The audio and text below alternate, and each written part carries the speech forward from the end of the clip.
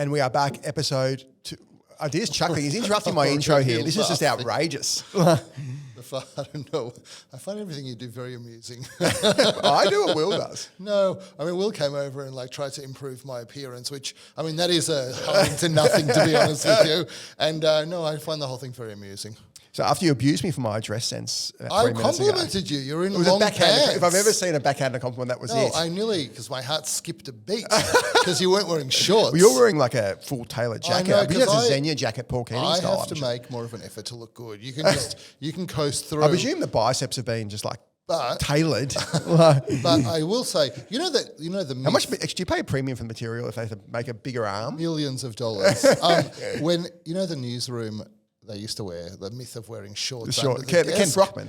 And so, exactly, Ken Brockman. Yeah. So that is a bit the way you turn up to these podcasts. That's just how I dress. Well, there is a thing with, you remember how, I'm sure, when you were a doctor, obviously. I presume we've started recording. I think we have. Yeah. When I was a lawyer, I was a bit more casual. I'd have a suit on my, like a tie. Everyone had to wear ties. I had a tie on the back of my... They still wear ties. I don't think lawyers wear ties anymore. I'm telling you, a lot of the lawyers I meet, they often wear ties. I often see no one wearing ties. Depends how old they are. Yeah, that's true. Bankers, investment bankers. Much less so. Ties. Still often do as well, but also much less so. Yeah. I was at the Macquarie thing last week and some big end of town people there, and probably half the people weren't wearing ties. And this was all directors and all that kind of stuff, and then it was obviously me. I had to pull out at the last minute, as you know. You did. That makes me terrified that you just said that, because I wasn't even planning on wearing a shirt. I mean, as in I was going to wear a T-shirt, not nothing. But yeah, my gosh. A T-shirt would have been out of place, I reckon. I was wearing jacket. I was wearing similar to what you're wearing now, but with a shirt. Underneath, okay. Yeah. It's good to know for next time. But like in the old days, you used to have to wear some sort of suit, or at least dress nicely to go to a professional job. Now, in our line of work, if I wore a suit, people think I'm going bust and I'm going to a banker. So I actually couldn't wear a suit if I wanted to. Remember when our first business was a backpacker apartments business. I'll talk about a bit more of this later, actually. But we had a backpacker apartments business. So often we were in the office, but often we'd be on site doing stuff. And I wore a suit every day. Like, it was just insane. My wife still has a go at me for this. I remember going to Australia-Israel Chamber of Commerce lunches. You've been to one of those? Yep. And definitely I was wearing a suit and tie to go along to those. Gosh. But, in the world of medicine, there's a very strict hierarchy of attire. And so if you try to wear a suit before it's time for you to wear a suit, people will really look down on it. So if you're a medical student, you absolutely can't even wear a jacket. Yeah. And then if you're like an intern or something, you can wear like chinos or slacks and a jacket. Yeah. And then if you graduate up, you can wear a suit, and then you can wear a suit and tie. And then a surgeon might wear, in the old days, a surgeon might wear a bow tie. And it was a very strict hierarchy of dress. That's great. Yeah. At least you can identify. I had a couple of, actually before we go, obviously some big news. We talked about it. We preempted on last week's pod. It feels like it's been a year already since there's been a change of leadership in the world's most horrid state, that is our state of Victoria. Well, you predicted it. I thought it was unlikely that Jacinta Allan was going to get rolled because it's just she's from the Labor left, and the Labor left is powerful, and they've got the numbers. But even the Labor left turned against her. Overcomes factional alliances at a point. Yeah. And clearly that point had been reached. And Ben Carroll, new leader, who he used to work for Steve Bracks, who was a great leader and popular amongst both sides of the aisle. He's from the shop union, so much more sort of right-wing. I don't even know he was from a union. He's from a union. You kind of have to be from some. What's a shop union? It's the shop distributive allied. It's like it's more the sort of Don Farrell. What job do they do? Peter Malnascus. I think in like supermarkets and stuff, isn't it? They work in shops. Is that right? Well, I'm just looking at you. That would make sense. No one knows. Yeah, we think it's that. I mean, we're not very big in the union movement on this podcast. Ben famously worked at Kmart for 8 years. So that would make sense. That's why he's gone to the shop union. He seems sensible. That said, there was some really obvious stuff. Like I said, I'm not Dan Angelo, Jacinta Allan. Obviously, you have to say that when Jacinta Allan's the most unpopular leader of any Australian state in history, or one of the most unpopular leaders, full stop. But so he talked about getting rid of the SRL, which is just the most obvious thing ever, given it's just an absolute disaster, $100 billion money burn donation to the CFMEU that gets funneled back into Labor. But the other thing he talked about that we foreshadowed was the work from home disaster being rolled back. But then he rolled back the rollback, and he's talking about only having it applicable for small businesses, which obviously makes no sense. If it's a dumb idea, it's a dumb idea for every business. So clearly there's been some polling that suggests that people like this policy. Obviously Well, not. of course, people that get to work from home like the policy, and that's a Labor heartland now. Yeah. it's a Ironically, laptop class. the shop union, can't work from home. they're not the Labor voters. I mean, Yeah. God knows who they might vote for One Nation, to be honest with you. Probably. I mean, it's hard to know. I think there are some interesting things about politics. One is when a deputy and a leader hate each other. So I'm pretty sure they hated each other. Like they were Different factions, like well, Chalmers and Albo. completely different ideologies. Yeah. Like I wouldn't say Chalmers and Albo hate each other. I would I say think Chalmers doesn't have much power. I'm not sure Albo's a big fan of Chalmers. He's in my mail. not. Yeah. He's not, right? So yeah, well, I'm not across with the Chalmers stuff, but with Miles, I mean, Miles is from the right. And Victoria, Sydney. Yeah, Yeah, Miles. and also he's like almost a centrist. Well, Chalmers So- was notionally from the right, but he's certainly disgraced the right with his policies because he's no Is he now. notionally from the right? I think he's notionally the right. Oh God, who knows what he is? But Yeah. so I tell you what I think The Victoria fool should is do. what he is. You know, it's what Victoria should do. You know, when you like cancel a bank account, and you've got all these direct debits to the bank account, and then they all die, and you have to decide if you want to reset up the direct Cancel a debits. credit card, He yeah. should just cancel all of Victoria's bank Exactly. accounts. Whatever money is coming out, Zero-based budgeting. yep, and like Yeah. let's start again. What do we want to connect and direct debit We'll never out get of that another credit account? card again because the account's so overdrawn. No, So- but the interest day we will because we're good at paying the interest. And so what's the this is a little lesson in credit cards I'll give you because I worked with credit card companies like when I was Yeah. consulting. This is global. This is a global. Yeah, yeah. And so this is what it's a nasty industry. So this is what happens. We're about to launch credit card, but Are you? Okay, jump on the you'll do a world's nice best credit version. card. Well, I'll start off by obviously I endorse that. I'll start off by More points than any other credit card in Australia. I'll Best of the definitely piece. get one of your cards. Is it a credit card or a charge card? Credit card. Okay, because a charge card, this is an interesting lesson. In fact, we can talk about this for a minute because of the changes that have just happened with the RBA. credit card. On 1 RBA. September, Is I that think on they your start. run sheet or not? It's not on the run sheet. It's just an let's ongoing disaster. Put it on the run sheet for a second. And so, Yeah. charge card, that means whatever you pay, you have to pay back at the end of the month, whatever you spend. Yeah. And Well, if you I think do you have 30 days? You have some sort of time period. yeah, yeah, like an American Express, their historical one is a charge card. Yep. And so if you don't pay it back in the specified time, I think you're right, you get an extra 30 days. Like it's punitive interest. It's not even interest, it's penalty And payments. they make that money as well, and they cut you off. They make that money from charging the merchants a premium, That's right. essentially. And generally a fee. Yep. And so the American Express one is what, a $1,200 or $1,500 fee or something, and you get some. That's for the platinum. Well, I think they charge the platinum and the charge, sorry, credit card and the charge card and platinum about the same price. I don't think they actually differentiate price wise. I'm not sure that's right, but like whatever it is, it's a big. I pay like $1,300 for a credit card, platinum. Don't you platinum get credit the card. charge card as well? No, just the credit card. You could get both for that price. For some reason, I couldn't get. Well, we can talk about that Yeah, off anyway, air, yeah, but like yeah. things are not going well for you in that department because you should be getting both. Well, I tell you what Amex did with my US card. So I had this US card because it's much better for points, Yeah. and they just said we're cancelling the card. I said, what the hell? Like, I had they don't like giving US millions cards of to points, non-US people. millions of points. Well, it was actually an international card based in USD. What happened to your points? Well, I had this year-long argument with them. They finally allowed me to open another account because we have a US business. I think they underestimate your staying power. Yeah, well, I had to raise it to like they were just palming me off for months, and I raised it to one of our contacts here who was actually really good. He managed to push it through, but like they were just every single person palm me off. I had like a dozen people palm me off, I reckon. So a charge card, you have to pay it all back. And thank you, Amex, for finally coming through. Had some A credit card, you can roll over the balance Yeah. each month. And so And now that's you right. have to say, Stash it. how does a credit card company make money? And so credit card companies, they hate the two ends of the spectrum. They hate people that pay back the balance in full. They don't hate them that much, but it's hard to make money out of those just get people. the fee. A little clip of a merchant fee and maybe a little... Annual fee. An annual fee. But often the annual fees are quite low and they can be zero fee annual as well. And then you've got the other end with people who they default on their balance and it's unsecured, so you can damage their credit card, their credit history, but you're not getting your money back. And so that sucks for credit card companies. That's losses. worse. That's worse, for sure. Well, losing money is worse than not making money. Yeah, well, unless you're losing a little bit of money every year, but yeah. And in the middle, you've got these people called revolvers. Yeah. And they basically pay somewhere above the minimum payments, which allows you to pay off like a balance in 25 years or something. If you keep literally, if you keep making the minimum payment and everything, they pay in the gap, and that is where credit card companies make all of their money on these things. And so, I mean, it's a bizarre kind of industry. I don't know if you've seen this already. I sent this through to you. Anyway, I got sent this thing from Virgin Money. Well, I've got one Virgin Money credit card for Velocity. Almost the only points in Australia you can use. Yeah. And I find you can use Qantas domestically, no problem. It's just international that it's a problem. yeah, that's true. And basically, in summary, this was what the credit card message Obviously, was. luxury escapes points even easier because we're every Well, day. I'll use luxury rewards. escapes. Yeah. I'm sold. You don't have to sell me twice. So this is what they sent me. They said your some things are changing. Basically, everything good is getting worse, Yep. and everything That's bad. every bank. And everything bad is getting worse. Yeah. Like everything's getting worse. Yeah, So your absolutely. fee's going to go up, I think. The points No earned is going insurance. down. There's no insurance. There's no whatever.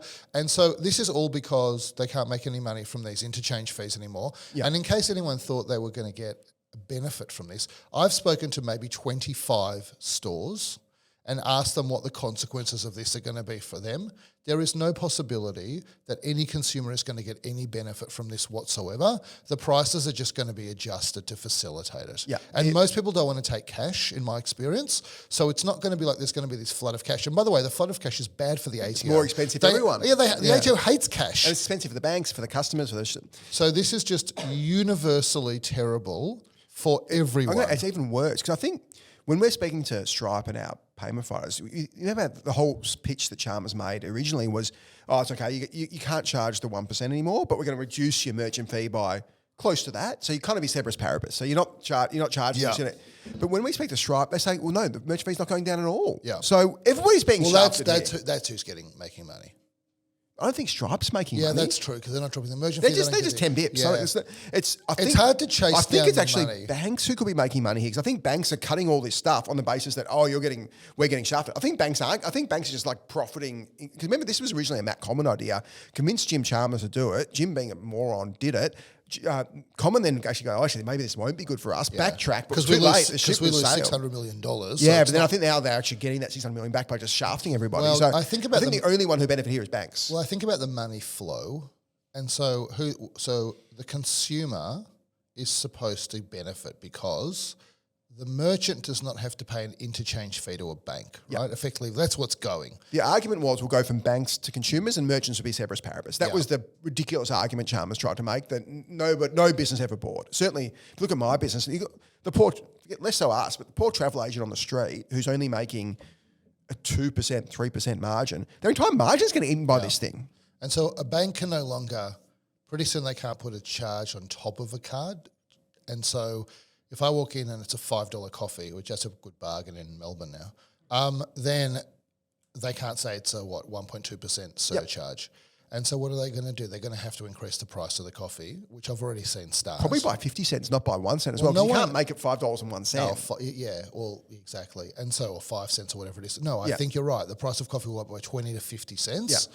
So maybe the Probably 50. maybe the small business ends up making more money. Do you think that's I think- possible? I Maybe think- that's where the money accrues to. Possible. I think what a lot of businesses will use it for is just to catch up inflation price-wise. You catch could up. be right. I think banks do very well. I think if you have the power to, that depends on the competitive landscape. If you got a cafe next door who doesn't raise their prices, then you can't raise your prices. But if you're the only cafe in town, then you can. So it comes down to sort of monopoly, agree. non-monopoly type situation, duopoly, monopoly, non-monopoly. I think you're right about that. This is one of the very few times where we are opposed to the removal of agency costs. Yeah. Because I think it was funding, you were getting more than your money's worth out of these agency costs. So it was a market-based system that everybody liked. Yeah. And everybody was willing participants in it. Like, no one has to use a credit card. You can use, I've said it 100 times, we offer zero fee on debit cards. We you can use a debit card, right? But a lot of people charge for debit, which I think is wrong. It's a tiny because it's a smaller fee, fee, right? But we never charge for debit cards, and no one uses them without the fee because they wanted to use the credit card, get insurance, get points. So the market has told us people want to pay a bit for credit card. They think the 1% is a fair amount, or we actually subsidise a little bit. Nobody wants all this stuff removed. So Jim Chalmers has he's coming, and the RBA, who are complete morons as well. They've said we've got a perfectly functioning market. We're going to just upend the market and do what we want to do because we think it's going to help people. People are helping themselves without you morons getting involved. Well, the crazy thing is, this is the last word on this, but I remember when they brought these fees in, and remember this was the 2000s? previous status quo. Yeah. And people were like, why are you letting people charge extra costs for using a credit card? And there was this huge outrage. It was a time when I don't remember an outrage. people thought it was like, I'm going to end up paying more for my stuff, which was correct. And And that was the time when cash was still being heavily used. Yeah. But like this has barely survived 20 years. Like it's not an immediate flip flop, but it's definitely within everyone's memory that you had to go through it one way and now you go through it the other way. Yeah. Like it's just ridiculous. Yeah. Can I tell you about an interesting sort of AI experience I had? Have you used many chatbots? Like will you generally use a chatbot? I'll try to use the chatbot at Yeah. the beginning, but they quit fairly quickly in my Yeah. experience. So have you ever used AMI chatbot? No. So I'm moving house, one rental to another due to my reno going longer than we would have liked. But as part of that, so I was just shout out to Origin Energy who like to sign up to. We used to have this apartments business. You take half an hour to get stuff signed up. Now I literally sign. You can move your gas and power at Origin in like 30 seconds. It's unbelievable. So huge tick to Origin there. And I thought, I'm going to need to move my rental, like the insurance to cover your contents and that kind of stuff. I need to move that as well. So I thought, You should have just asked me what contents insurance to use. well, I've already got WMI. I wasn't going to just change it. I wanted just to wanted to move change them. address. I see. And everything's pretty similar. Like the stuff's the same. I thought, I'll jump on chat and like, I just did a quick Gemini search. Can I change on chat? They said, yeah, you can change on chat. It's pretty easy. So I basically jumped on and said, I'm just moving house. Can you move my policy? And it asked me, like, it goes through this whole thing. Like, This would be use case number 3 of 5 million for a chatbot. Like, Pretty obvious It's use a case. super easy thing to do. yeah, and we had our chatbots here that do heaps of stuff like this. Like we don't want to speak to people who, and they don't want to speak to us. So if we want to get a refund or credit, As long as you can validate the customer effectively, that's one of the hardest things. said is OTP. customer validation. Yeah, you can use what password and OTP or just OTP? just OTP. We got a credit phone number. So if the phone, we think phone's the most secure. Well, we can have a long discussion about. Maybe we won't have it this episode. In future, we're going to have a discussion about whether an owned piece of hardware like a phone plus an OTP sent to that phone is really two-factor authentication or not. But we can have that discussion another time. Certainly, the industry thinks it's the gold standard. I know. I understand that. We'll discuss that another time. So pretty simple use case. And then it asked me this bunch of questions. I actually thought the way it was talking, it implied we're very clear on our AI saying it's AI, and if you want to speak to a real person, you can anytime. It tried to trick you. Yeah, this made me think that it was a real person, which is fine. I didn't really, whether it was AI person, Which I I don't think care. is bad. That's bad, but I don't like if it was AI, fine. It's not unethical. It's just that you're going to have more sympathy for AI being a bit dumb than if you think it's a person being a bit dumb. Well, this was pretty bad. So it asked me a bunch of questions, like the questions that you would ask. And I spent ages, and it was instead of asking me question, it asked me like 50 questions, big block of text. I had to sort of randomly reply. And then replied, and it got to a point where it just said, my knowledge base isn't up to date, and they just kicked me back to the front. And I realized, hold on, this is a chatbot? Like, I didn't realize it was a chatbot. And then I said, speak to person, because I thought all my history's there. Person just go through it. It would just not take me to a person. Of course that's not. Well, the other thing is this, even if it took you to a person, it's very hard for me to imagine how the content that you entered in would be available to a person. So usually you see the whole chat gets saved. Maybe, but then they have to scroll through the chat. Yeah, but there wasn't that's hundreds of a bad pages here. system. But anyway, it was just such a bad cut. Like they've tried to be smart asses and put this AI thing in without understanding how AI works. And actually, because we've been really careful slowly rolling out AI on a case-by-case basis and not wanting a worse customer experience. You want to click, done in 30 seconds, ideally. But worst case, you don't want to make it worse than speaking to somebody. And these guys made it I still have to do this. I have to call them now, like after wasting 20 minutes on their absurd fake chatbot. It's just such a shit customer experience. I think this just shows how early we are in all this stuff, and no doubt there was a press release somewhere with a lot of fanfare that AMI is using AI to service customers. And making it a much, much worse experience. Now I won't use them again because the experience is so bad. So they're actually losing customers, in fact, which is even worse. So we're seeing now single-digit failure rates on our voice AI and resolving 20%, which is getting there. Pretty good, right? Yeah, I agree with you. I've got a question for you. Yeah. I've got a theory, so I'm going to start with this question. When was the last time you changed the Luxury Escapes logo? Funny you ask. Were you listening to our content team with one ear to the door? Thinking about changing We're it? literally about to change it. Well, you might not like my theory. I'll tell you my theory, okay? Yeah. It's a pretty minor change, in fairness, but... And also, it's not really applicable to what I'm about to say, but you tell me if you agree with this based on your experiences. So I've got this theory which I might call the logo CEO, okay? Yeah. So I think one of the greatest, in my experience, one of the greatest negative signals for the success of a new CEO in an organisation is how quickly they decide that they need to change the logo. My experiences have been the best. Well, I know Will was very keen to change the logo. This does not bode well. This does not bode well for you, Will. I didn't actually think about this, but you're on the back foot now with this conversation. I'm drafting my resignation. Well, you should listen to this discussion. So I was about to say, I can't remember one CEO that's joined an organisation where, in fairness to you, this doesn't apply to you, and I'll get to why this doesn't Will's apply defense, to he you. didn't really have a proper logo before we started. Yeah, we don't have to defend Will so much. But He's not exactly changing the McDonald's arch. no, but I tell you why. Because the first job of a CEO is come in, make sure the company has got revenue coming in the door. So you tick that box. That's why I say this doesn't really apply to you at all. And also go meet your customers, right? That would be two of the things, and meet your team. And then down the line, maybe you start thinking about the logo, et cetera, et cetera. And remember, the businesses I'm involved in are not media businesses. Like, no one cares about the logo. It has no it has no value really. And my experience is this. Well, tell me about what you've had, because you've swapped CEOs in some of startups that you've seen. Yep. If they come in and one of the first things they do is want to reposition the brand and the logo in a non-media business, I hasten to add, I think that is an unbelievably strong predictor that they're not going to be transformative to that organisation, and it's not going to go well. Where you're right is, like, as you said before, what CEO should be doing is speaking to the team and speaking to the customers.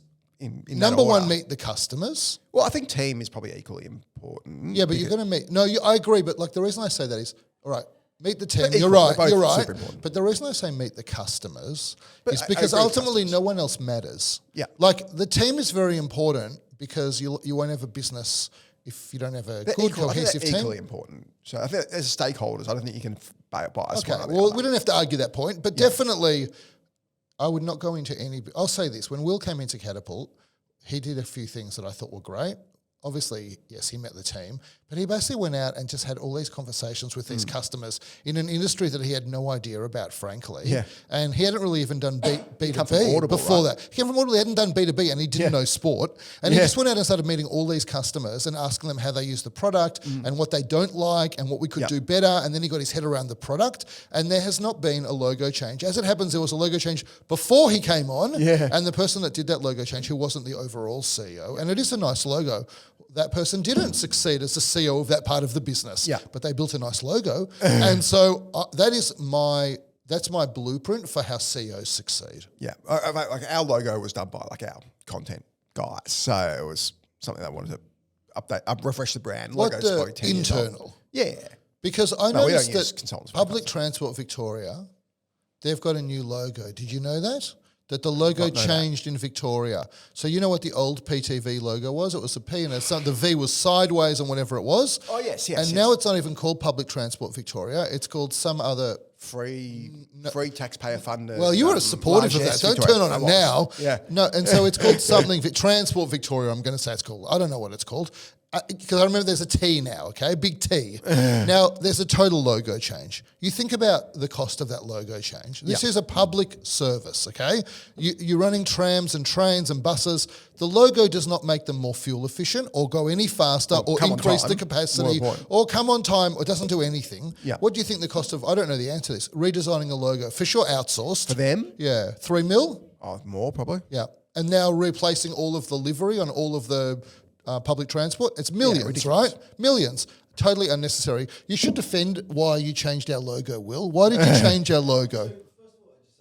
The marketing science and research on this is incredibly consistent. So there's a lot of work from a marketing scientist called Byron Sharp. There's another guy called Mark Ritson, both of whom talk extensively and have got numerous examples of when fast-moving consumer goods change their logo, what you are doing is you're significantly reducing the likelihood that someone walks down the aisle, sees your product and goes, oh yes, I've seen that before, I'll buy it.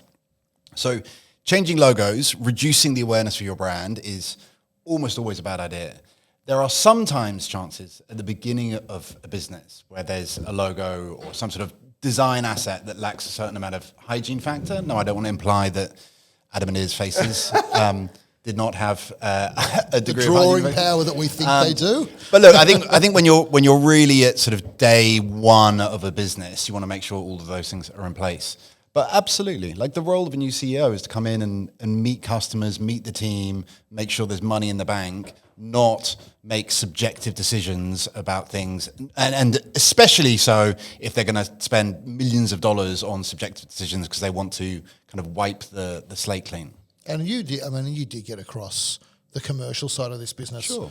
Let's say, like, before it started. Yeah, I didn't know how to put that, but for a lot of time before you even started. Sure. And why are you changing your logo? Tell me why you're changing it. By the way, Sleeping Duck changed their logo. I don't often talk about that business, but like that goes into my bucket of like not good decisions. I think the guys thought our logo. Our first logo was done internally by one of our designers. We didn't spend a huge amount of time on it, and they thought this logo was just a more appropriate logo for us. It's a pretty minor change. But you think and because Qantas changed their logo at one point, and I then recall that actually. They changed the tail on the kangaroo. Yeah. And I think a bit of the other stuff. And it was a huge job to go and redo all of the tails of the planes. Yeah. I don't know. Do you know the most famous logo change in recent years? The Jaguar logo change? No. Pepsi? No. Why is that not? Why do you say no to my answer? Because I'm giving you a more famous logo. I don't know. I think mine is the most famous. Well, the most controversial, I should say. Jaguar. Are you talking about when it went pink? Yeah, when they changed the whole logo and it just didn't reflect the brand at all. That was just the complete debacle. And then I think it was similar to that, really similar to that. Meta or... When it went had the vagina thing? No, when it went from Facebook to Meta. When they that was a name change. That was because Facebook was dying and it had changed Sure. No, I think it was a year ago. It was really controversial in the US. Do you remember this story? What's that? Cracker Barrel? Do you remember that? Well, they changed everything about their brand. They changed it. Basically had redesigned, swapped the man leaning against a barrel for plain text. Customers and political figures, obviously mostly on the right side, went absolutely nuts. A week later, it scrapped the logo change. How was this for a reverse parrot? And the CEO, Julie Messina, was forced to step down as a result of this, make people think. So that's a dud logo change. Cracker Barrel, we don't know much about that brand in Australia. We think it's a cheese, right? Yeah. But it's a big chain of restaurants that has this old school vibe to it. We're not going to go into it now because this is mostly Australian stuff. But, that is a massive change and maybe an example of you sometimes have to push through the hate and... All right, they modified the direction. Well, they reversed it. They reversed the logo, but they largely went down the road of redoing the stores, and in the end, they found a middle ground. Yeah. But sometimes that business needs to be reinvigorated. I've got more sympathy for, again, the logo is ridiculous, but at least, I've got a lot of sympathy. If you think a brand needs to be reinvigorated, start with the actual product that you're selling and reinvigorate that. Logo's the last thing you do. I totally agree.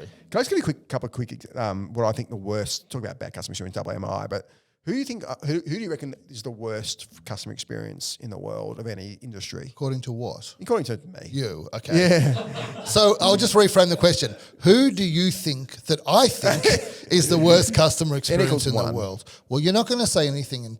you might say rental cars. I was going to say you weren't going to say anything in travel. No, it is in travel, actually. I know, but I was going to say you're not going to say travel because, you can't totally destroy your own business. But I haven't had that many bad touchwood rental car experiences. Yeah. So who else could I think of? What are the Pretty worst? Obvious one. Government. Governments do own a lot of this often, but that's not exactly... Like a utility business? Well, in a way, it's not really a utility. It's in travel. Fairly obvious, I would have thought. Airport? Getting close. Airlines? You think airlines? As always. I would thought you were no chance of saying airlines. Well, not every airline. You think airlines are the worst customer experience? Here's an example of two in the last 3 days I've had. So I had a flight. I booked this flight, Doha to London. I booked it a year. To get points, you need to book it literally the minute it opens. Yeah. So I booked it the minute it opens. This was 6 months ago on BA, who I hate, but Qatar just never opened point seats. Hang on BA flies Doha to London. Do they? Both BA and Qatar do. Two separate planes flights. Are they flying? Fly a shocking 787, I think, or it's a bad plane, whatever. They've really fallen behind BA. Which plane is newer, a 777 or a 787? Usually 777s. A newer plane. It depends. They still make both. Yeah, but most 787s are 2010 to 15, so which is a nicer plane to fly on. I prefer a 777. Some people prefer a 787. Okay. They call it the Dreamliner. It was a great bit of branding from Boeing. But the 777 goes longer now, I think. I get confused. I get very confused between those two. They're pretty similar. They're both double R. Emirates flies 777s. Yep, Emirates flies 777. I don't think Singapore flies 787 and 350s. Anyway, they're pretty similar aircraft. So I booked this flight ages ago. They had, and BA, so my Qatar flight was landing at 5 a.m. and I got a BA flight for 7 a.m. So pretty good connection. I couldn't get Qatar. Car flying every hour, but just weren't giving point seats. And then they have another flight at like 1:45 a.m. Shocking flight that doesn't really connect in. I get this random message from BA saying, your flight's been cancelled. I thought, what the hell? They've cancelled the entire schedule, not just my flight. They just aren't flying that route at all. 6 months after I booked it. Oh my gosh. Your option is stay at the airport for 12 hours and have another red eye. Like, what a disaster for a customer. But if BA is not flying it, so now I've got to either wait and take another red eye. So you got a red eye. who's red eye? Like BA's got one flight left now. They went from 2 to 1. see. But the one they kept was the bad one, not the good one. They go to great flight and a Why do you terrible think flight. they did that? There's got to, I mean, they're not idiots. I presume there's demand issues, so they need to cancel a flight. And they kept whatever the cheapest But why slot would they was. keep the worst Well, one? that's why, because they kept the cheapest slot. Because they got demand issues, they're trying to cut costs, and a 1:45 a.m. flight has got to be a much cheaper slot. Always. Sometimes night flights. 1:45. And I don't think the price differs that much from slots. Like, I don't think it's huge. Like, I don't think there's huge variance. When we were negotiating our slot, I don't think the passenger movement cost changed much based on slot time. Like, it's just hard to get the slot you wanted. But they had a good slot. Why they gave up that slot? But to cancel, there is a deal with an airline which is called, we can change whatever we want whenever we want. well, that was a and Qantas you ghost flights thing, right? And you can do nothing. That's the deal. That's just. Can you think of any other business in the world that can, like, if we sold a hotel to somebody and said, actually, and sometimes this will happen because, like, a hotel corporate books, and we'll do everything we can to find you at least something better, like, or something equal. The airlines go, we've cancelled a flight. Do you know, if you're Sort yourself out. Do you know, if you're a mere mortal, you wouldn't know about this, and you book a flight on a plane that is a seat that forms the majority of that flight, then the plane will often just overbook you. Right. My nephew had that issue with Air Canada a few and months bump ago. you off the flight. Yeah. And so that is at least this has got a real operational thing, like they They'll give cancel you the whole compensation thing. for that, though. Yeah, but that is, I think you should start with that about, can you believe this goes on with both bad. airlines? Yeah, they're both like, bad. I I should complained say, about this a few months ago. what other industry do you buy a product and then they say, oh, we sold more than we have, so you're just not going to be getting it? Like, and we're going Rental cars is that other example. Yeah. But, like, I thought the cancelling the flight completely, they're both bad. Well, that's a very interesting outcome. Then I had a Air Canada. This is we're going skiing with a bunch of mates next year. There's two airlines in Canada, right? WestJet. Oh, there used to be Canadian Airlines in Air Canada. But Canadian went bankrupt like 20 years ago, and Air Canada took them over. So there's only one. There's just one. There's like a Qantas. It's a Qantas, Yeah. but with no Virgin. There's a WestJet, which is And a are pretty good they airline. nice to fly or not? Okay, like if you like, there's Like just, a United kind of okay? probably. Okay. Yeah, I had a great. Coming back, remember I had a broken leg, and and that was They were when- nice to you, but They were amazing then. Is their like fit out on the plane good? Okay, it's okay. Much better than BA. Yep. But anyway, so I had a bunch of internal flights. We were going heli, all that stuff, and they changed the flight like significantly from 5:40 to 2:40. This is material. There was a 5 o'clock. For some reason, they didn't put me on the 5 o'clock. They put me on 1 3 hours. Maybe it was which full. I doubt it's full. This is still 7 months out. Wouldn't be full. But they changed it. They didn't even tell me. I only found out because another guy told me, the flight's changed because he was looking at to book a flight. Like, what other industry cancels flights on you, changes flights, doesn't tell you? Like, no one can get away with it. Like, airlines are a complete law unto themselves, these rogues. They don't care about a customer at all. Can you imagine how everyone else feels? Because you've got these relationships with airlines where you give them tens of millions of dollars or more, and this is how you how I get feel. treated. Yeah. Like, can you imagine what the regular people feel? I totally agree with you about all of this. We've seen Alan Joyce had a bit in the news with he released his book. Oh, I but, can't believe we get to talk about Ellen. well, Joyce. I'm actually not going to talk about Joyce because that's a shame. but people give Qantas a heap of crap for being not. Qantas is now the most on-time airline in the world. They've really turned full circle. And Qantas, I found I've had, in touch with it again, I've had great experiences for the last 18 months with Qantas. And they've got BA cancelling flights. You've got Air Canada changing flights, not telling you. Qantas don't do this. They've actually really become really good airline again. It's Well, I want to tell you what I think Alan Joyce's theme song should be when he walks onto a stage. Do you remember that song? I remember. I don't know when it was from. 2000s, 90s by Bryan Adams. Remember that guy? Summer of 69? And no, he sang Everything that I song. do for you. Yes. That should be Ellen Joyce's song. Everything I do it for you. You talking about shareholders or customers? Well, everyone except himself. He basically continues to insist that everything he did was completely selfless and it was all for Qantas or the brand or the customers. Yeah. And like the $110 million he took off the table, that didn't benefit him. That was all for you. I did this all for you. I said to Joe last week, I said he should give us a carry and rampart to Alan Joyce, because part of the value of that business, which is getting more valuable by the day, is due to Joyce. Like he can just write such incredible stuff. It's almost worth subscribing to Rampart just for, and he did a great AFR article too, just for his Joyce commentary, because it's just so good. Well, Alan Joyce said something. He said one thing that I really strongly did not like, which had nothing to do with Qantas, actually. When he was questioned, you saw that there was an interview with him in The Australian? probably the Australian. Carol Overington? Yes. Where Excellent. I It was thought a great piece. he didn't cover himself in glory. Let's just say Not when he that. said, when she said, why do you have a PR person here? And he goes, have you ever interviewed a Yes. CEO before? Have you ever interviewed a God. CEO? Yeah. It's like that level of arrogance is not great. Anyway, but he did say this when he was questioned about the $110 million that he pocketed. Presumably he paid half of it to the ATO, would be my guess. But he said... Depends how it's structured. He could be capital gain. He said, I'm not here to defend capitalism, but that's how capitalism works.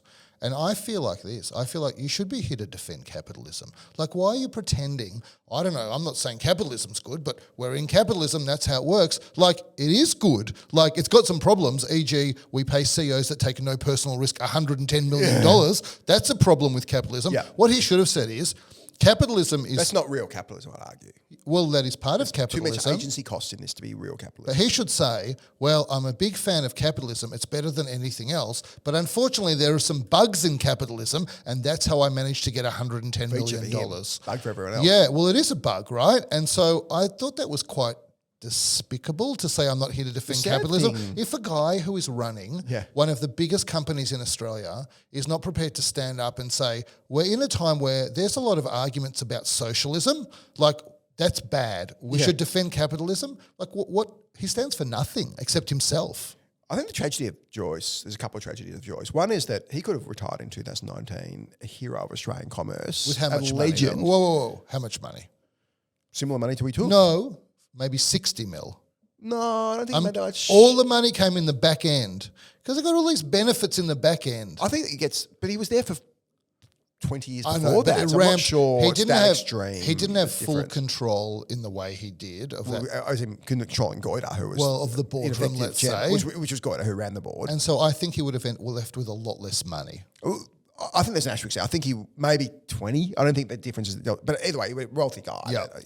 But I think the tragedy for him is he would have left. He would have been a choice of boards in Australia. He would have been everywhere. I sat on a plane with him once before he was super popular, and people loved this guy. And I went to a function with him in 2000. I was at a function he was speaking at in 2018. People loved him. I loved him when he shut down the airline. That was 2011. I had think. tickets. I couldn't fly. Yeah. I thought It was brave. Thankfully, there's It was- a guy that's yeah. prepared not to get pushed around. So I think he had, and I think some people didn't like him for that, but I think overall he came out of that really well. The tragedy was, it's a great lesson for, I don't know exactly how you take this lesson, but for people who are at the top who don't pick their exit time and stay too long. It's such an art, and obviously Jacinta Allan's a classic Jerry example. Seinfeld, he picked a peak, Absolutely. right? He got out at the peak. Yeah, and we talked about it last week with Mike getting that answer right. Like it's so few and far between CEOs and leaders in general, presidents, etc., who are able to call their shot and not stay on too long. And Alan Joyce is a classic example of someone who stayed on way too long. And the decisions he made in the last 18 months were just so ridiculous. Like, he just made bad decision after bad decision. The ghost flights for me was the absolute worst, where that's a bit like my BA thing, where they were charging for flights, they'd cancel it, they wouldn't tell the customer. And why it was so bad is the customer then have to pay double to rebook the flight. So they had this huge existential cost because Qantas just stuffed up. That, to me, was the absolute worst.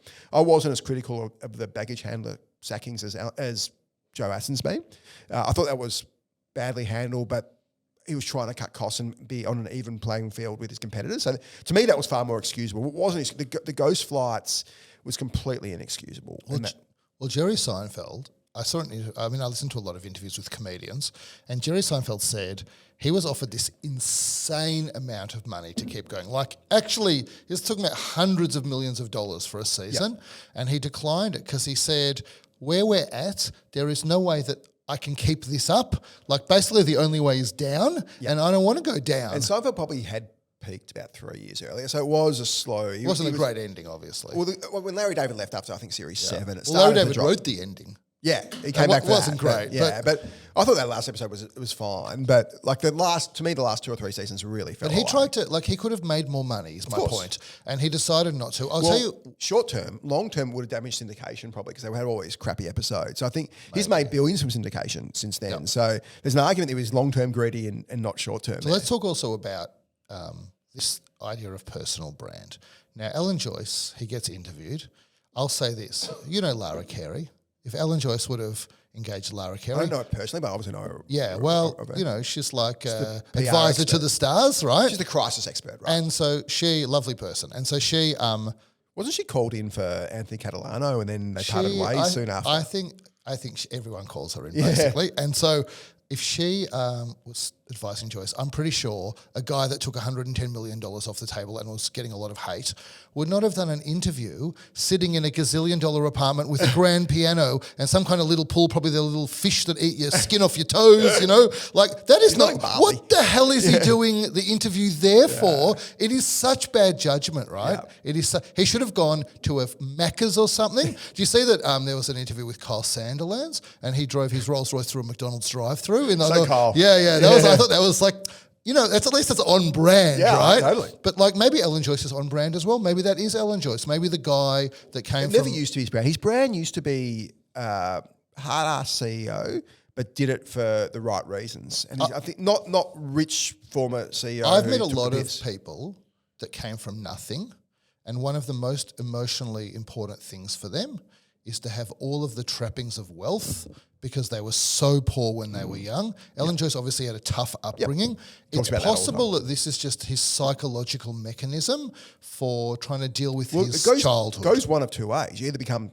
you usually become like a Warren Buffett style where you have all this money and don't want to spend it because you're psychologically incapable of spending money because you think you're going to run out of money. I don't believe that story about Warren Buffett though. Like, Warren Buffett's extreme. He flies private jets. He just I don't fly on a private jet, but I bought is it called net jets? I buy net jets, so I'm just flying on my own business. He does live in the same house he bought in the 60s. So how long? I don't know. I'm not such a believer in the Warren Buffett myth on...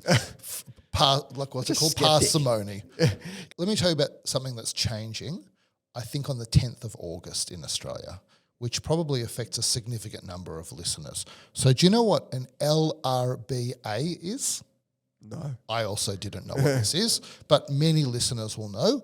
It's a limited recourse borrowing agreement. I think that's what it stands for. Bank of Mum and Dad or something, or no? Not Bank of Mum and Dad. That is also a limited recourse borrowing agreement, or they might disown you if you don't pay them back. When you give employee shares and you have a non-recourse loan? Okay. So I also, I didn't know what this is. So this is how you borrow money in a self-managed superannuation fund. Yep. And by traditionally I mean until the 10th of August, this is what you could do. You could get your self-managed super fund money and you could buy a residential property and rent it out. But because of how quarantined superannuation funds are, they're so quarantined that if you go bankrupt, I think your super is not accessible to anyone. Really? Yeah. Oh, as in you can't... People can't take your superannuation. Yeah. So it's really quarantined. Okay. So in order to borrow money to buy a residential... I'm not sure how I feel about that, by the way, but anyway. Well, I think they just basically decided we don't want to have to pay the pension to people, so you can't take their super. On the flip side, you can invest the super. And so the way that it works for the next few days is that you can buy a residential property, take out a loan, and because the loan, you can't let the bank have recourse over your superannuation money if you default on the loan. So the property goes into like a bare trust or something, and the loan is only in that vehicle, and it's limited recourse. And that is how people would buy. So it must make it harder to borrow then. Probably the borrowing costs are higher, would be my guess, right? Anyway, so that was what people did. Well, guess what? From the 10th of August, you can no longer do that for residential property. You can't borrow at all. You can only do it for business property. And what business property means is not commercial property.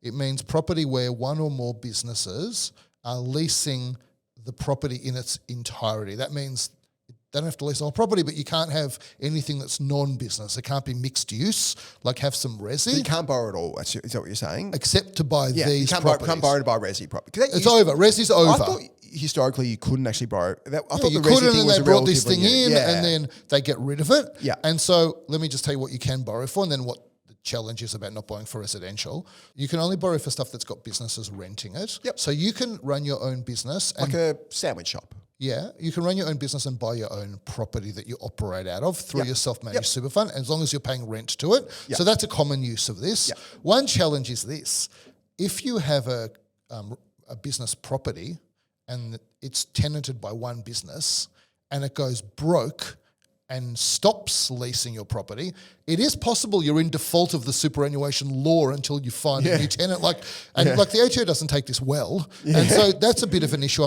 They've probably got an answer to that, but I definitely know if you buy a vacant property, like you can't buy that and borrow against it, waiting to rent it out. Like it has to be rented.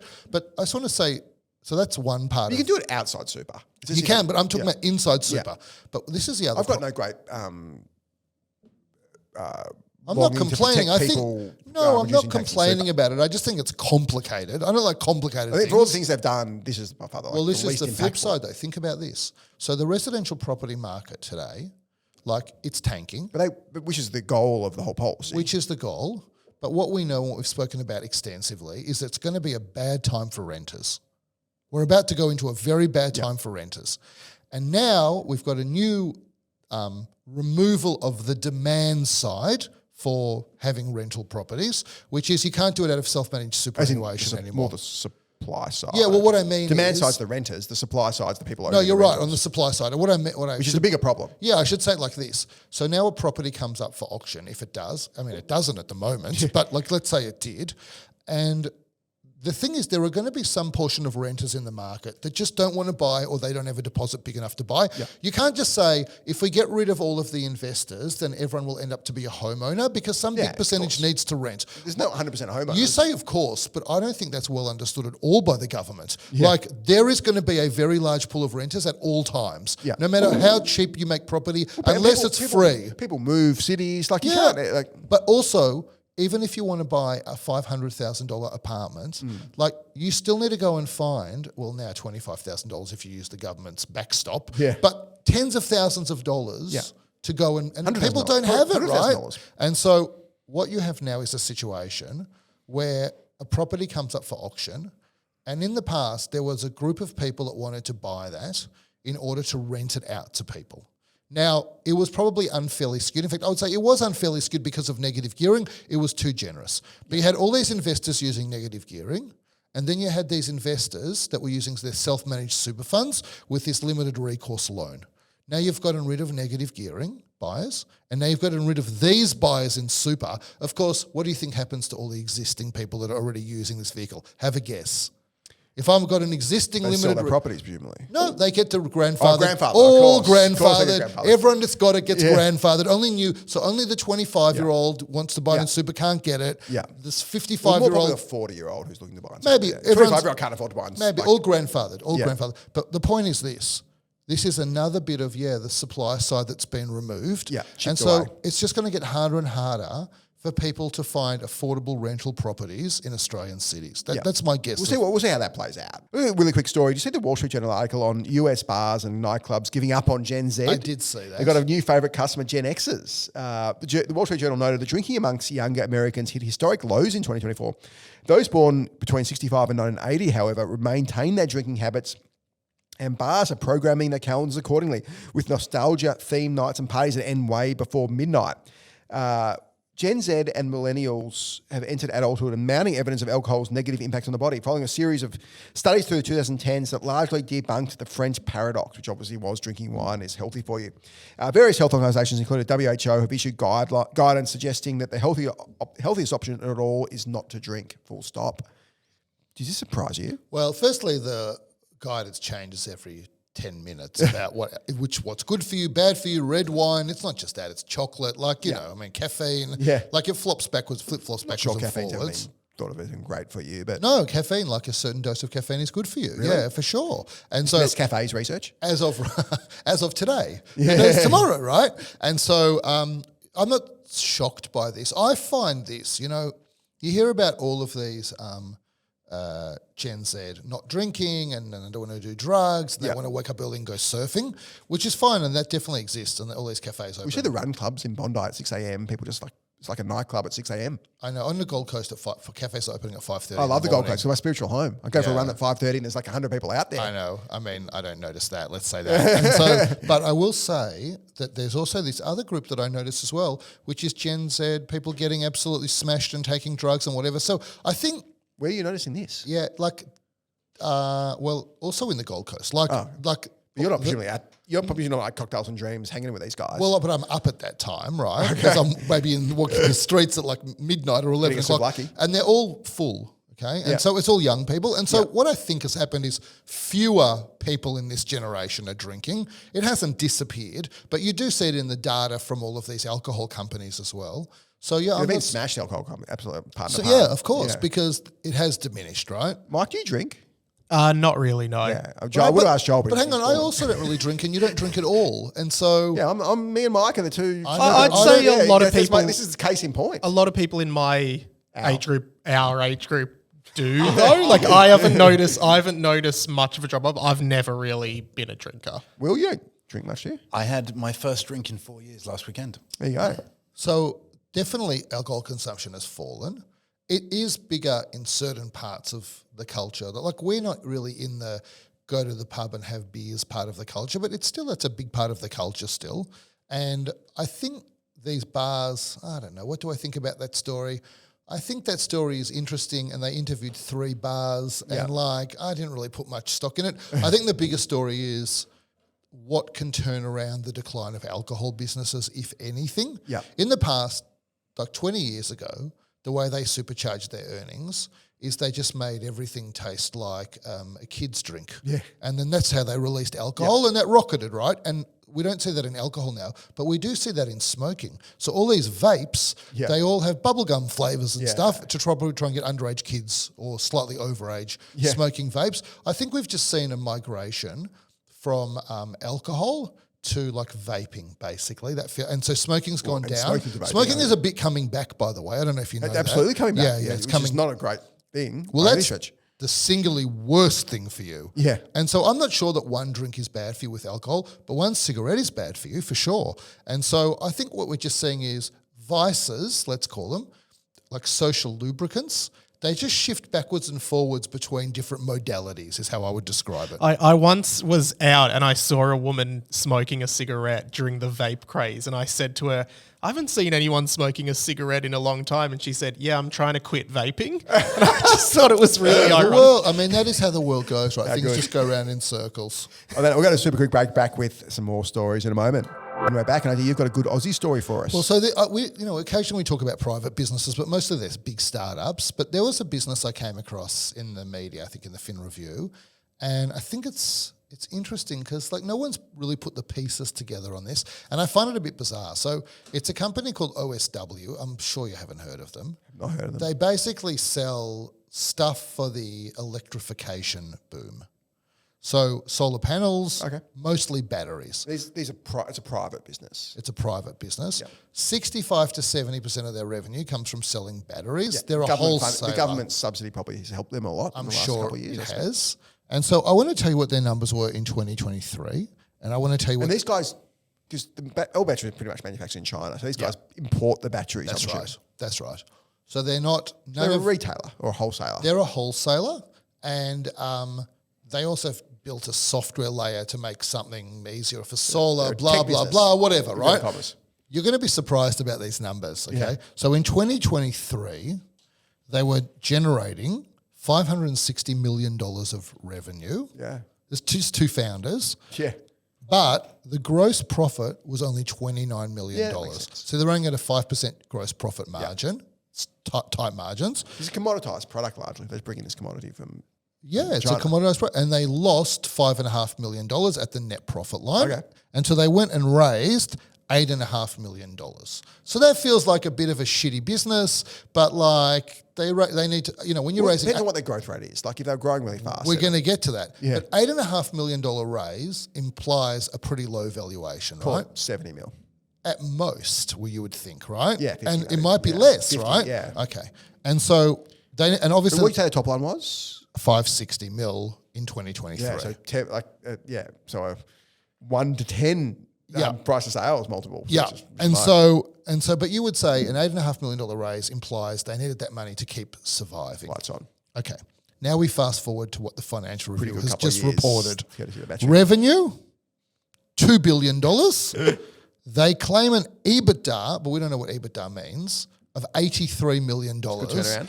Now, I found it very, and Moelis, I think, or whoever it was, is trying to find a strategic investor, presumably for a secondary sell down. And I wonder if that $83 million of EBITDA includes any positive free cash.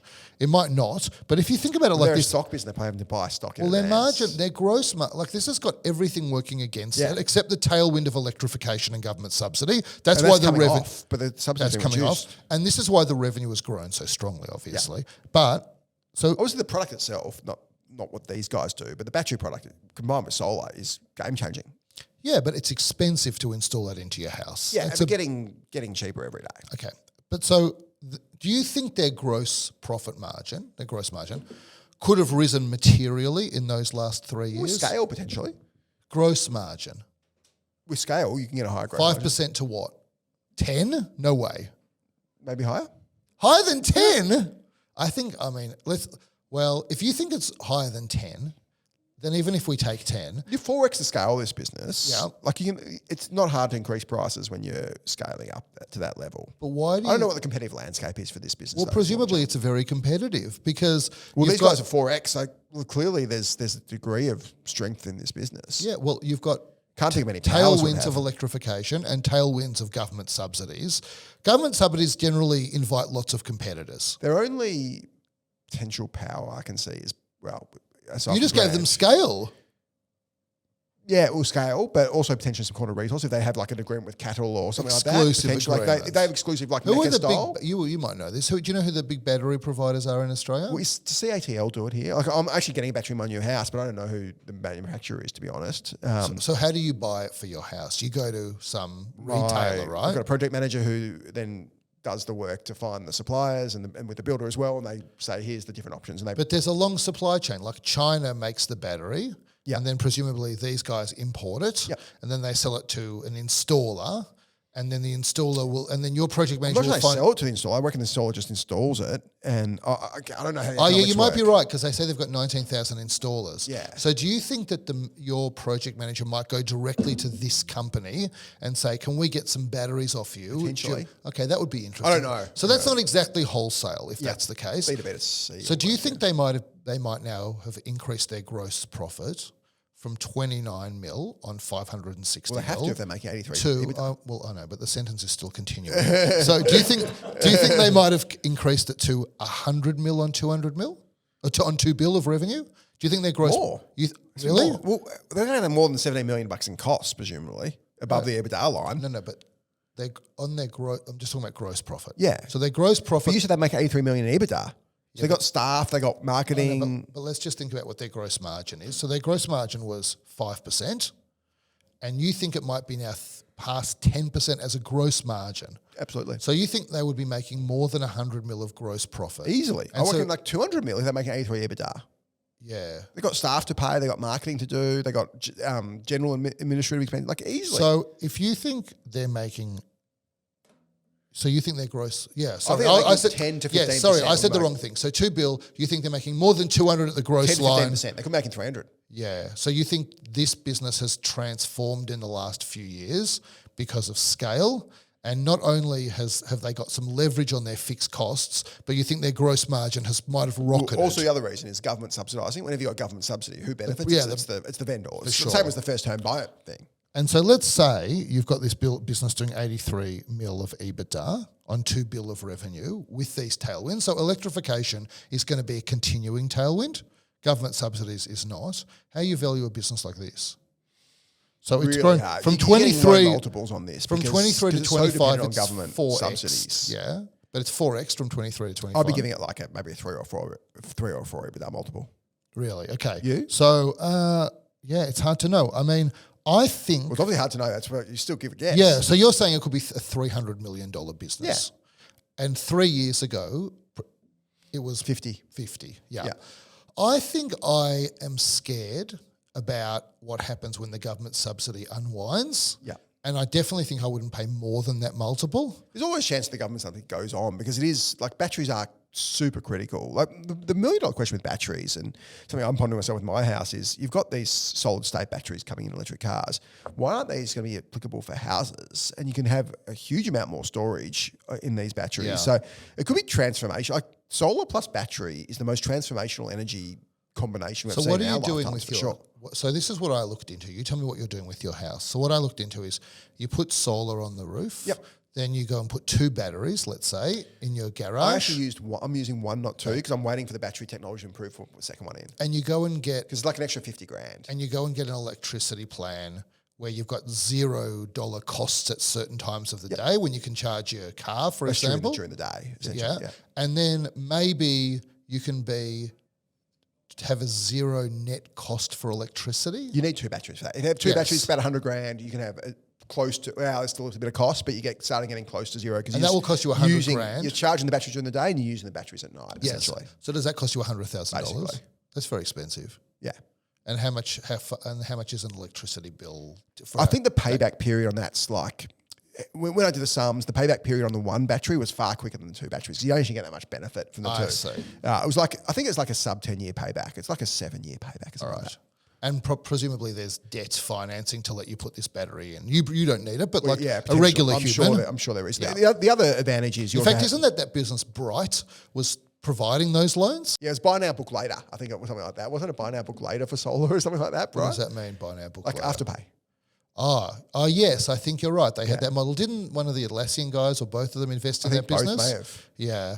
So I definitely wouldn't pay more than 4 times EBITDA just based So on the other benefit of batteries, just to round that out, is if you have a blackout, the batteries obviously act as Yep. so your freezer doesn't get Sure. ruined. So it's really handy to have this stuff in addition to the dollar savings. Dollar savings they just adjust. To the point is that as batteries are getting more efficient, you can also they become more. You're saving more money. Yep. These companies can also charge more because your customer's saving more. So they just tax the customer as much as they can. Well, hang on. Who charges more? The battery company? battery people, Well, these guys. it's interesting that you say that because I think that batteries are a commodity and I don't think you get to do market-based pricing in a commodity. I think they get all you- do though. I think all the batteries are going. I'm going to price it based on a 6 or 7 or 8 year payback. As batteries become better, the payback period should go down to like 2 but or what 3 does years. Jeff- I'm going what to would- charge more. What would Jeff Bezos say? Your margin's my opportunity. And so eventually the prices are going to come down if that's the case, right? We haven't yet though. 'Cause Well, we have a bit, but not as much. Someone will and so is anyone using Elon's batteries or not? I think so. Yeah, I think they're quite popular. Powerwall. Yeah. Anyway, so I agree with you on the valuation. I think they're not going to take 300 mil as a valuation would be my guess. And I think that someone, if they get a buyer, it will be double that price. That's my guess for a minority position. I think you'd be a fool to buy that business for. If I agree, if I'm an owner of this business, I'm probably not crystallising a tax event and selling. I'm just going to hope it's going to last for more than 4 years. Essentially, it's very different being a buyer and a seller here. That's why I think it'd be hard to sell this business in the short term anyway. If I was the owner of this business, I would be going to a business valuer and saying, get me a valuation of $1 billion on this business so that my CGT event, when I sell it in 2 years' time under this government, is not going to kill me. Can I give you on the story from last week? And probably one of the biggest fall from graces I've seen in my lifetime. One of the so-called heroes of the pandemic. Who do you think I'm talking about? Fauci. Anthony Fauci. I was very much wondering how to talk about this topic on the podcast without sounding like a raving lunatic. But I'm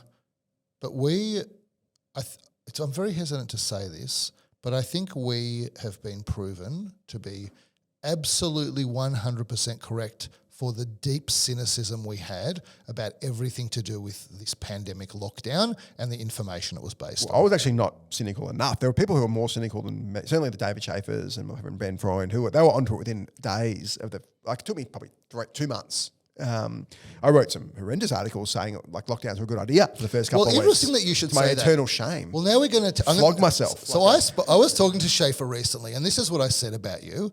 I said you are one of the very few people that I've ever met that is completely honest and transparent about.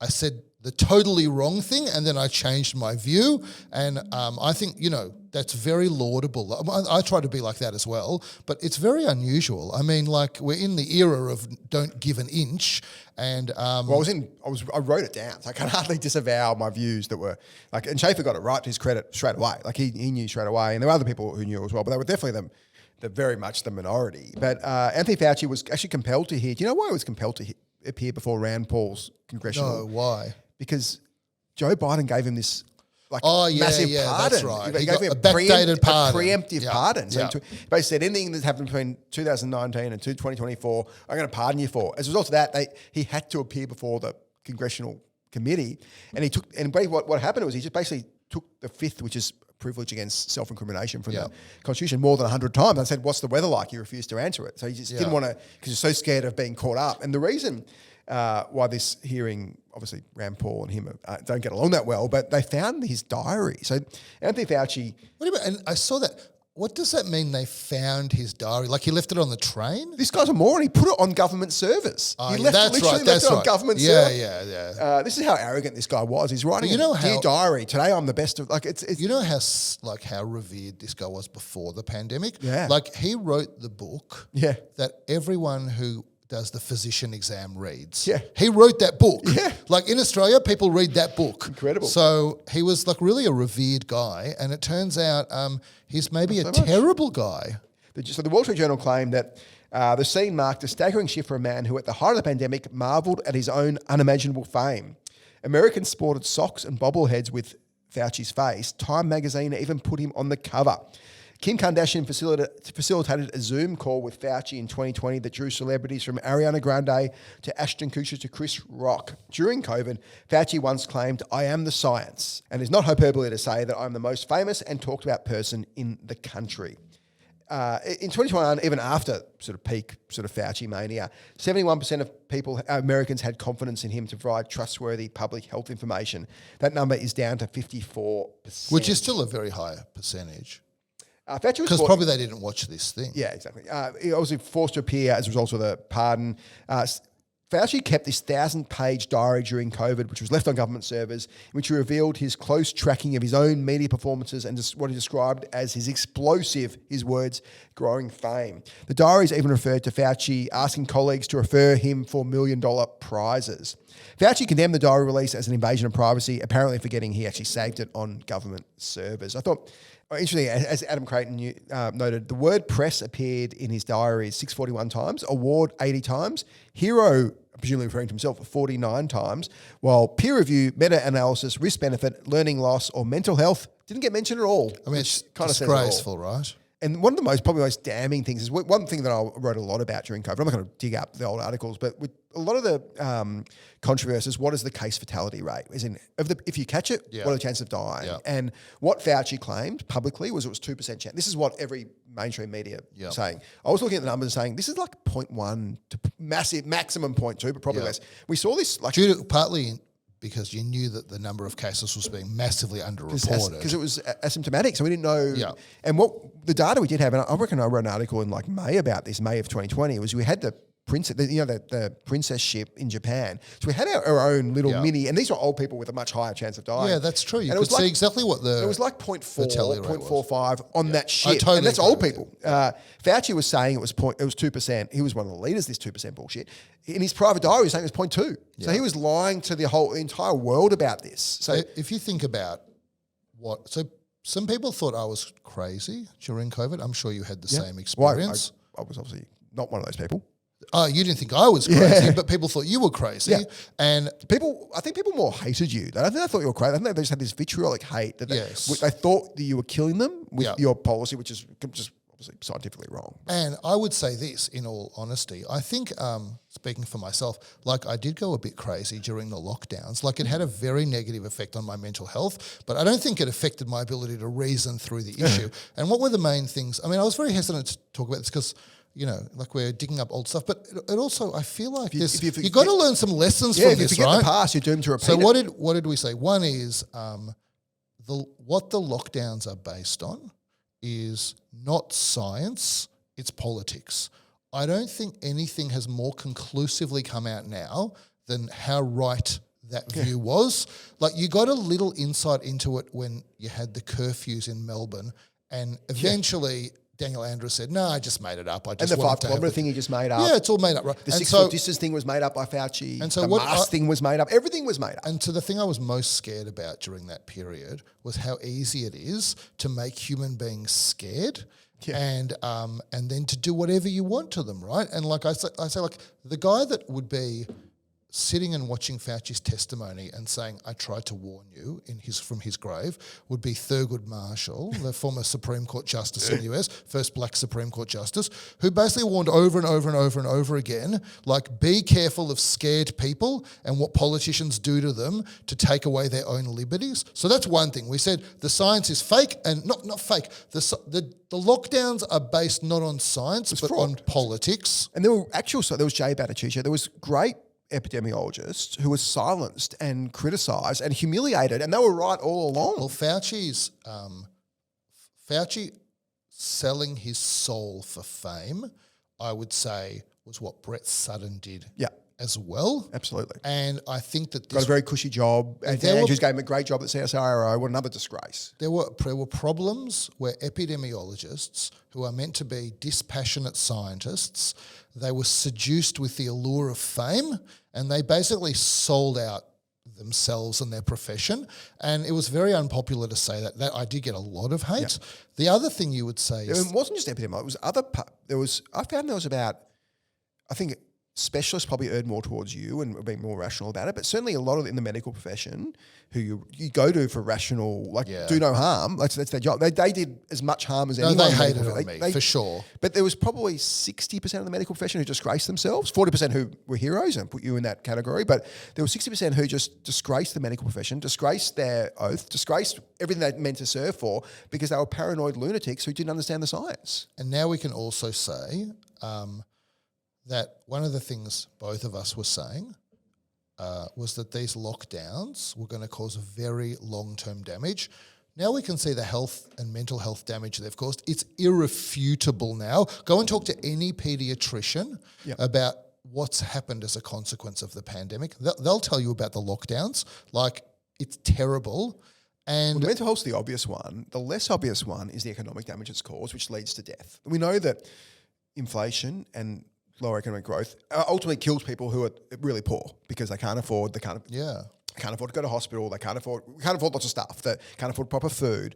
We've had 40% inflation since COVID, if not more. 40% understating it.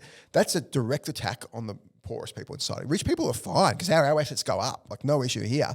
It's the poor people who have been absolutely smashed more than anything.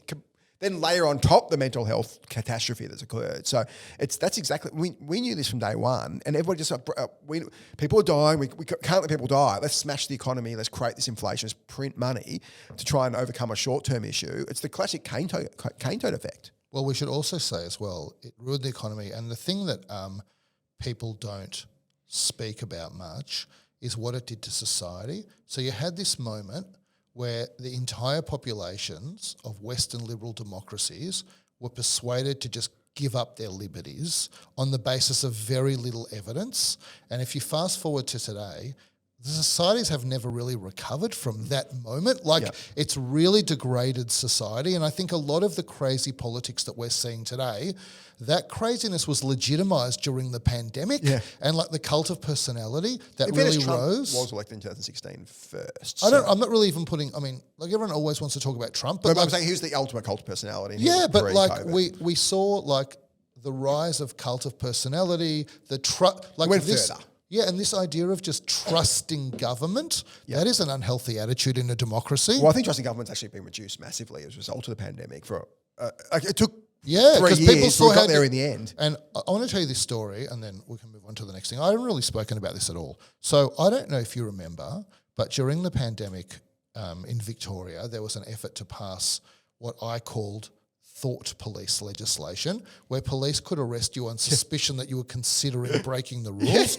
I found that terrifying. That is straight out of 1984. And so I don't want to talk about this, but so I reached out to Michael Borski. I can say this because he publicly wrote articles about this, and we kind of got together and did a whole lot of stuff behind the scenes. Patrick Durkin at the Fin kind of was writing articles about it.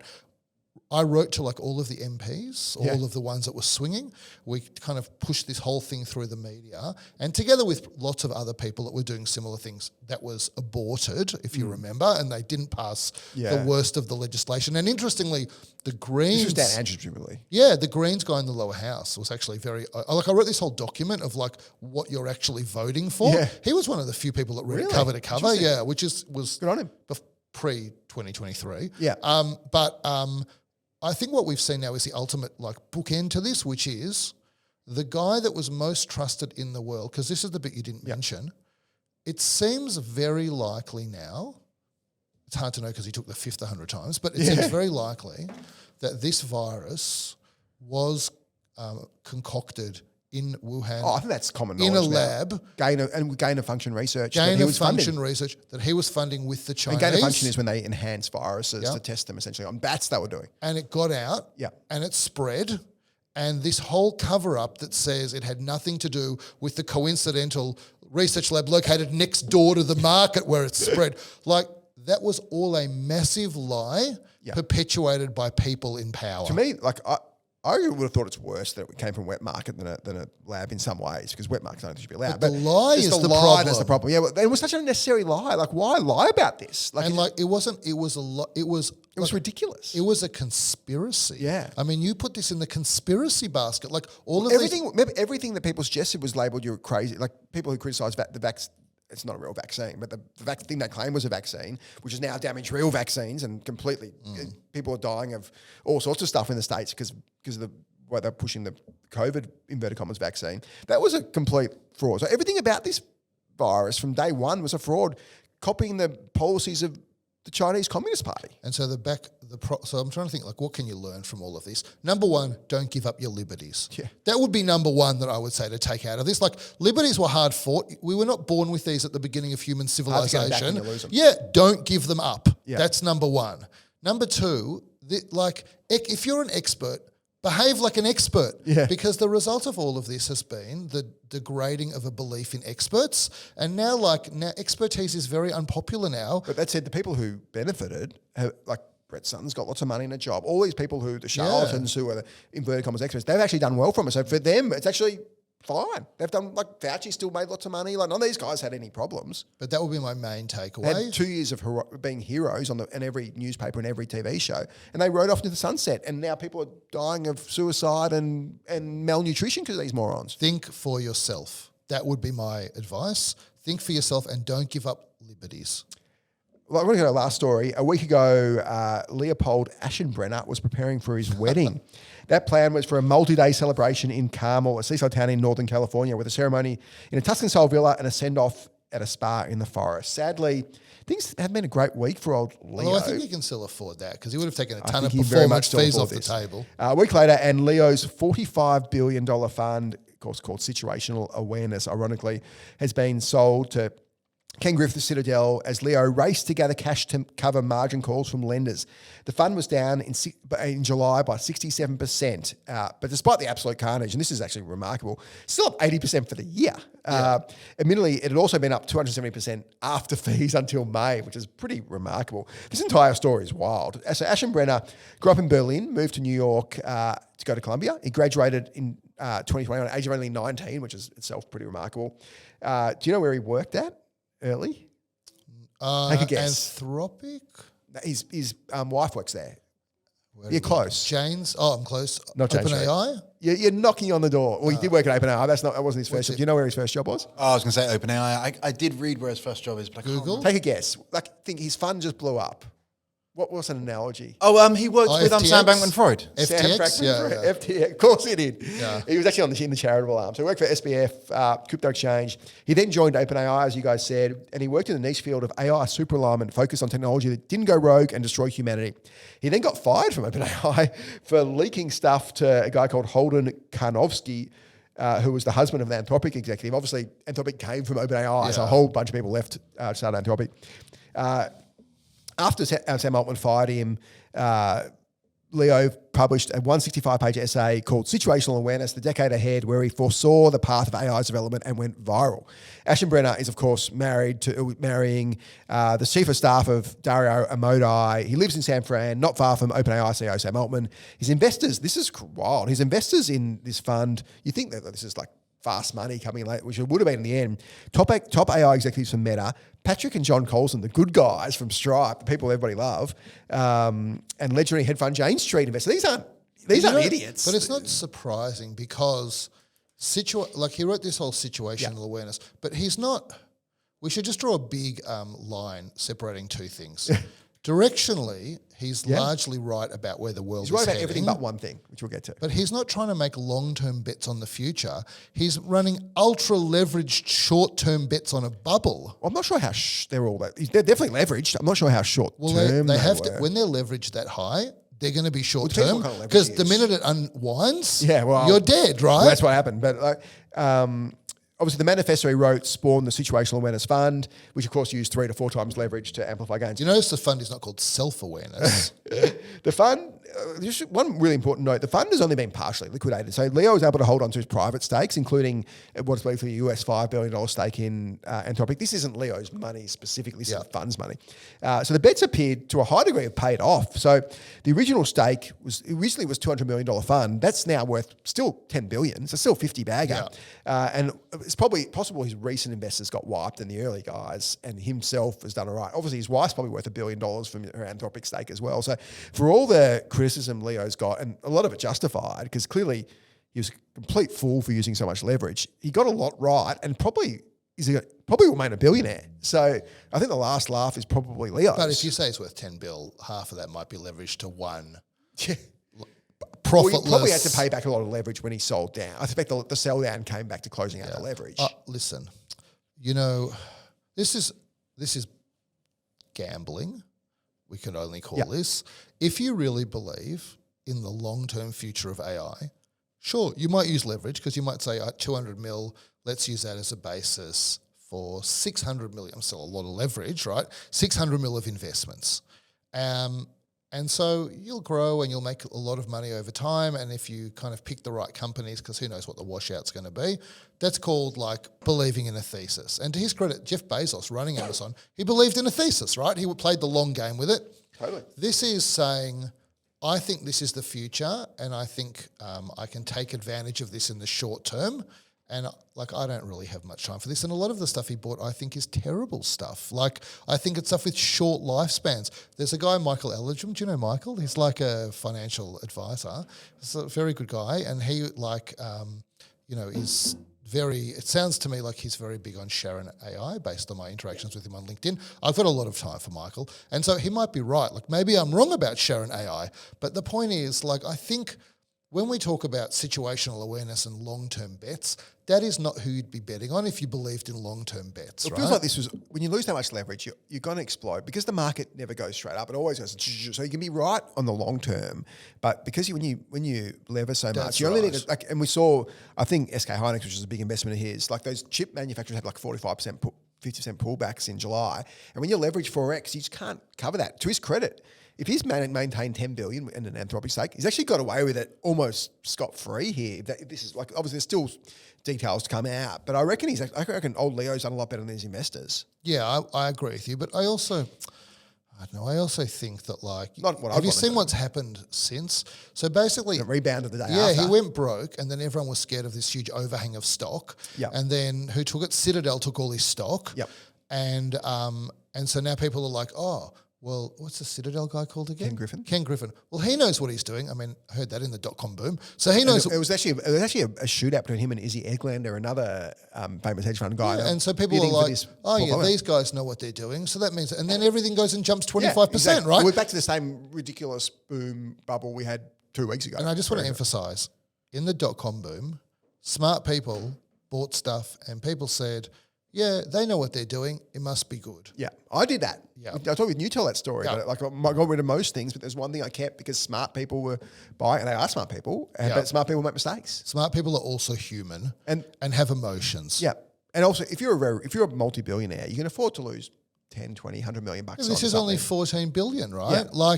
And also, I'll tell you what, smart rich people. And this is just that. This was a loss. Don't forget, this was a loss of gains. This wasn't a loss of, well, some people may have lost capital, but he started with 200 million. He's still got 10 billion. Yeah. It's not as if he went from 200 million to zero.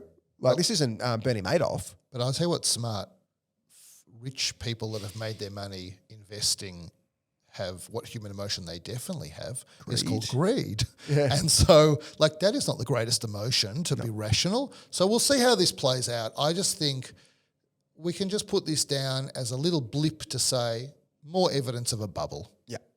On that, we'll wrap up this great episode. We're back on Saturday with another fantastic episode, so don't miss out for that one.